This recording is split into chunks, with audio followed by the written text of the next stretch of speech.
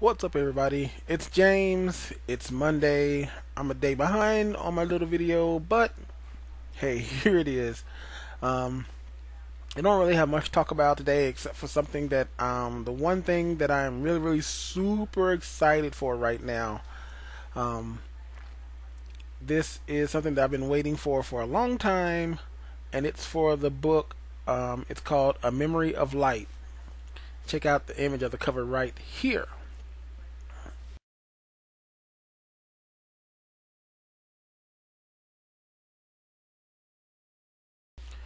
Okay, now this book is the end of a series of books that was started by Robert Jordan, and when he passed away, Brandon Sanderson picked up the torch and carried it, and has carried it well.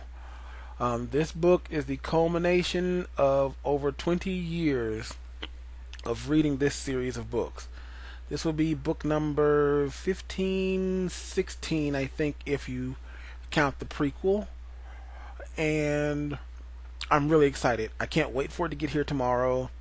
I have been waiting, because I love the Wheel of Time series. There are two series of books. Well, technically it's three. They consider it three series of books that are my fantasy favorites.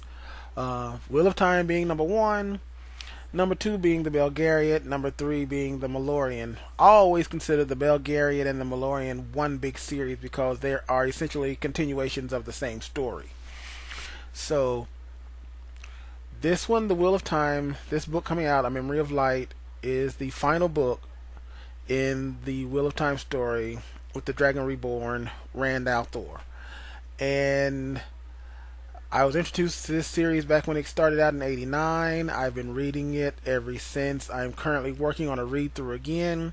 I'm not going to be done with the this read-through, by the time I get the book tomorrow. But as soon as that box from Amazon comes, I will be ripping it open and tearing into the book and beginning to read it, because I already know what's happened in the last book. I've read this series, I know, at least 10 times over the years. Each time a new book comes out, I do a reread leading up to the new book. And then I read the book, and I read that book, and I read that book. So I am really excited to see this come to a head and see how this resolves itself. Of course, I'm also a little bit sad because that means that's the end of the official books, but I'm pretty sure that the Wheel of Time world people, it won't die, because the Wheel of Time community is large, it's super huge, and they're also a bunch of passionate and caring people, and they've done many things out there that, to translate how they would feel like heroes would act in the real world, they do charity things and such like that. I haven't been fully immersed in the community for Wheel of Time, but I have followed along on the fringes and read around and looked at like the Dragon Mount website, and there are some really awesome people involved in the community for Wheel of Time. It also helps that the author, Robert Jordan, and his wife, and then Brandon Sanderson, when he was brought aboard, they've also been very closely in touch with the community, which is something that I feel has helped the books maintain such closeness with its fans, because Robert Jordan was always accessible for his fans, more so than I think some authors are. And he didn't just work on this one. He was a prolific writer, but this is the one body of work of his that I am most familiar with. And I even actually got to meet him years ago when he came to Memphis to the bookstore. It was an honor. It was a huge thing for me.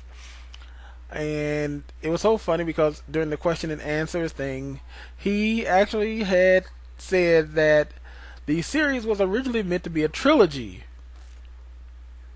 Yeah, let that sink in a minute. A trilogy. And here we are, 16 books later, and we're finally just coming to see how this will end. The story of Rand al'Thor, the Dragon Reborn, will end. And I just can't wait. My excitement knows no bounds. I've been bouncing inside ever since I got the email saying that it had shipped. And yes, I paid for the 2-day shipping so that it will be here on the day that it's released. I cannot wait for it.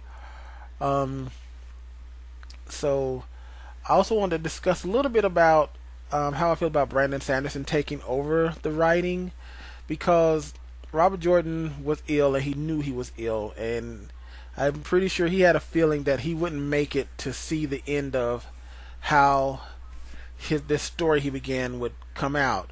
So near the end, he wrote prolific notes, and he actually had the end already written. And according to Brandon Sanderson, that they actually kept the ending intact the way Robert Jordan intended it for it to be written, despite the fact that he passed away. They wanted it to end the way he wanted it to, along with all the notes and his wife and friends being there to help guide Brandon. I think he has done a marvelous job of picking up where Robert Jordan left off.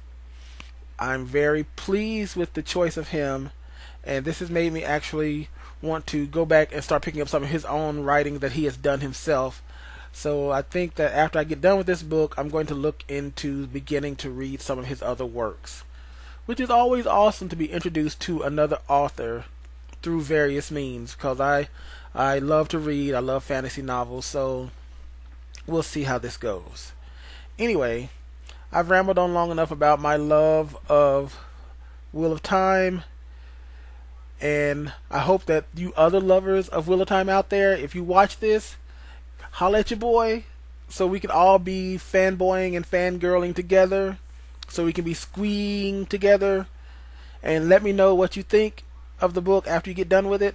I'm going to blow through mine as fast as I can and enjoy it, and then read through it at another slower pace. So just remember, no spoilers until we talk and I say I've read it. Okay? Alright. Be easy, people. I'm out.